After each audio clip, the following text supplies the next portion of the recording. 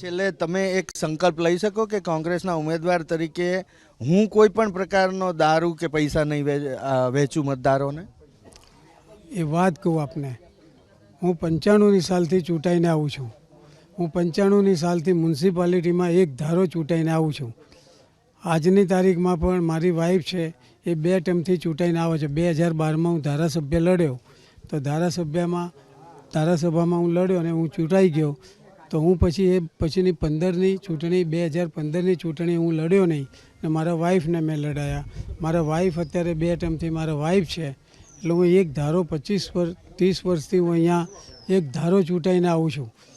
એક ધારો મને અહીંયા મેં ઓછામાં ઓછા કેટલા લોકોની ડિપોઝિટ લઈ લીધી હશે એ મને યાદ નહીં. ગણતરી ના થાય એટલા લોકોની મેં ડિપોઝિટ ડૂલ કરી દીધી છે.